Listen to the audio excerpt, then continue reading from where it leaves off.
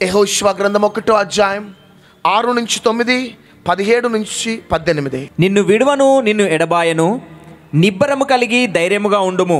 వారికిచ్చెదనని నేను వారి పితరులతో ప్రమాణము చేసిన ఈ దేశమును నిశ్చయముగా నీవు ఈ ప్రజల స్వాధీనం చేసేదవు.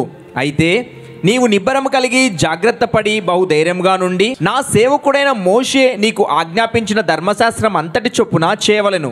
మోషే చెప్పిన ప్రతి మాట మేము వినునట్లు నీ మాట విందుము. నీ దేవుడైన యెహోవా మోషేకు తోడైయుండినట్లు నీకును తోడైయుండునుగాక. నీ మీద తిరుగబడి నీవు వారికి ఆజ్ఞాపించు ప్రతి విషయములో నీ మాట వినని వారందరూ మరణశిక్ష నొందుదురు.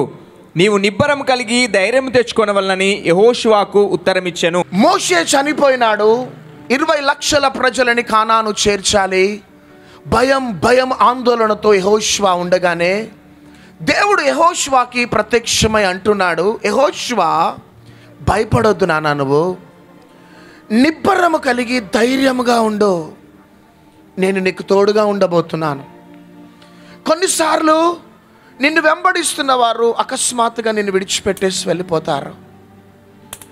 సడన్గా అప్పుల సమస్య, మానసికమైన ఒత్తిళ్లను బట్టి నీవు కృంగిపోయి నువ్వు అడుగు ముందుకు వెయ్యలేకపోతున్నావు. కానీ నువ్వు నిబ్బరము కలిగి ధైర్యంగా ఉండు. నీతో ఎవరు ఉన్నా లేకపోయినా నేను నీకు తోడుగా ఉండి నిన్ను గమ్యానికి చేర్చబోతున్నాను. చాలాసార్లు మన యొక్క ఆధ్యాత్మికమైన జీవితంలో రోగాలను బట్టి, వ్యాధులను బట్టి, విమర్శలను బట్టి మనం ఎంతో ప్రేమిస్తాం కొంతమందిని, వారు సడన్గా మనల్ని విడిచిపెట్టేసి వెళ్ళిపోతారు.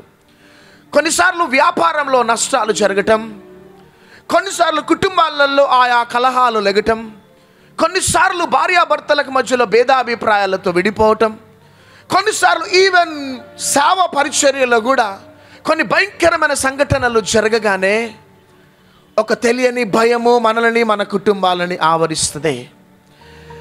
ఎవరి మీదనో ఆధారపడి చివరికి వారి నుంచి నీ జీవితంలో చేదును అనుభవించినావేమో.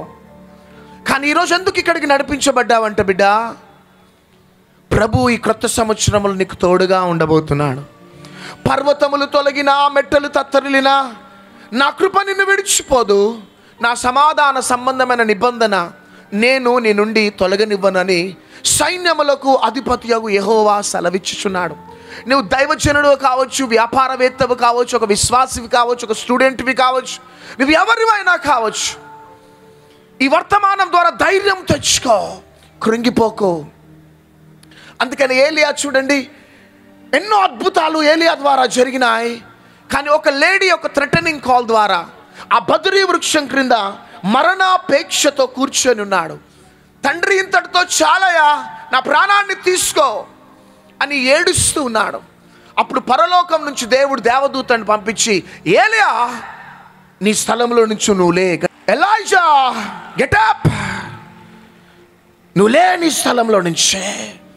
యెహోషువ కూడా భయపడుతుంటే, జాషువా రైజ్, నువ్వు లే, శక్తికి మించిన ప్రయాణము నీ కోసం నేను దాచిపెట్టినా. మనకు తెలియదు సహోదరి సహోదరుడా, మన తల్లి గర్భంలో రూపింపబడక మునిపే నీ పట్ల, నీ కుటుంబం పట్ల దేవుడు ఒక గొప్ప ప్రణాళిక కలిగి ఉన్నాడు. అందుకని హెబ్రీయులకు రాసిన పత్రిక 11:32-34 దాకా ఎంతోమంది హీరోస్ కనబడుతూ ఉంటారు. దావీదు కనబడతాడు, యెహోషువ కనబడతాడు, బారాకు కనబడతాడు, గిద్యోను కనబడతాడు. గొప్ప గొప్ప దైవజనులు వారు శత్రు సామ్రాజ్యాలను కూల్చి చేరవలసిన గమ్యానికి చేరినారు. వారికి ప్రతికూలమైన పరిస్థితులు ఎదురైనా కానీ శక్తికి మించి పోరాడి పరిగెత్తి చేరవలసిన గమ్యానికి చేరినారు. కారణం ఏంటిదంటే, ఎందుకు మీరు ఈ కార్యాన్ని చేయగలిగినారు అంటే, మేము భయాన్ని మా జీవితంలో మేము ఎంటర్టైన్ చేయలే, భయము అనే ఆత్మను మేము ప్రోత్సాహపరచలే. ఇదిగో మమ్మల్ని పిలిచిన దేవుడు శక్తి కలిగిన దేవుడు, ఆమేన్. మమ్మల్ని సేవకై పిలిచిన దేవుడు శక్తి కలిగిన దేవుడు అని ధైర్యంగా నమ్మినాం, తెగించినాం, పరిగెత్తినాం, శత్రు సామ్రాజ్యాలను కూల్చినాం, చేరవలసిన గమ్యానికి చేరినాం. కాబట్టి I want to remind you everybody, please I request you everybody, ఈరోజు దాకా భయం భయం భయం కానీ భయపడకు సహోదరి సహోదరుడా.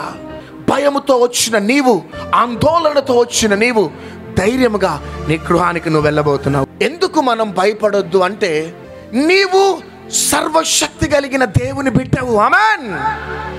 నీ దేవునికి అసాధ్యమైనదంటూ లేదు. మృతులను సజీవులుగా చేసే దేవుడు, లేని వాటిని ఉన్నట్టుగా చేసే దేవుడు. నీ దేవుడు ఎవరంటే శక్తి కలిగిన దేవుడు. అందుకనే నీ దేవుణ్ణి బట్టి నువ్వు భయపడొద్దంతే. నీవు తల్లి గర్భంలో రూపింపబడక మునిపే నీ భవిష్యత్తును సిద్ధపరిచిన దేవుడు.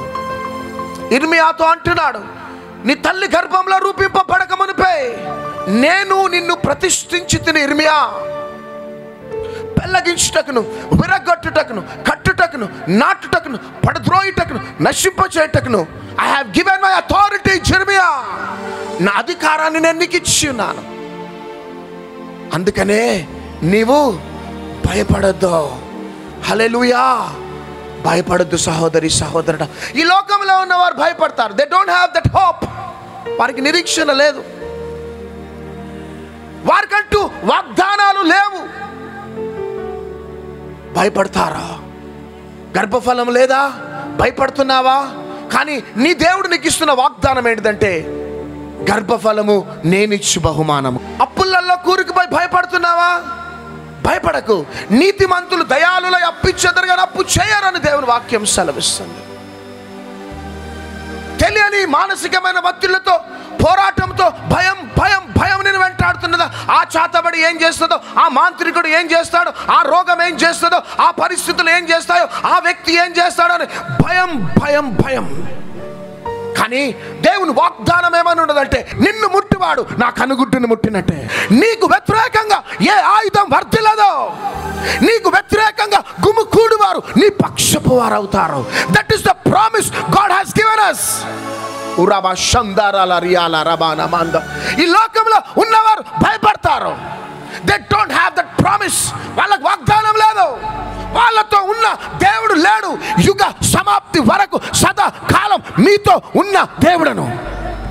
వాహ్, హల్లెలూయా, హల్లెలూయా. ఒక దినమున నీ భార్య నిన్ను విడిచిపెట్టేసి వెళ్ళిపోతుంది. నువ్వేదైనా భయంకరమైన రోగిగా మారిపోతే నీ భార్య నిన్ను విడిచిపెట్టి వెళ్ళిపోతుంది. నీ భర్త నిన్ను విడిచిపెట్టేసి వేరే ఆమెను వివాహం చేసుకుంటావు. బిడ్డలను ఎంతో చదివిపిస్తావు, కానీ పెళ్ళిళ్ళు చేసుకొని బాయ్ బాయ్ చెప్పి బిడ్డలు వెళ్ళిపోతారు. చుట్టాలు, రక్త సంబంధులు, స్నేహితులు అందరు విడిచిపెట్టి వెళ్ళిపోతారు బిడ్డ. కానీ మన కంఠంలో ప్రాణం ఉన్నంత వరకు మనతో ఉండే దేవుడే ఆ యేసుక్రీస్తు ప్రభు. గట్టిగా చప్పట్లు కొట్టండి.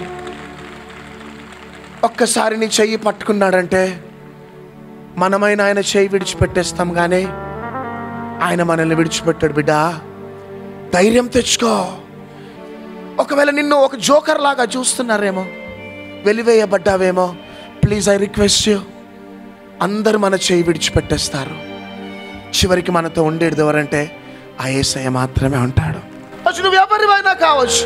నువ్వు లేవలే నిందించబడుతున్నావా, ద్వేషించబడుతున్నావా, మర్దలేని మరియ వలె వెలివేయబడ్డావా, దావీదు వలె వెలివేయబడ్డావా, యోసేపు వలె వెలివేయబడ్డావా?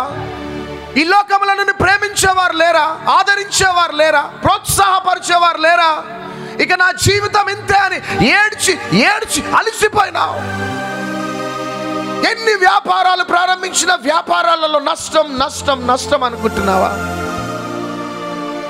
కానీ రాత్రి నీకు శుభవార్త, దేవుడు నీ తల పైకెత్తే సమయం ఆసన్నమైంది.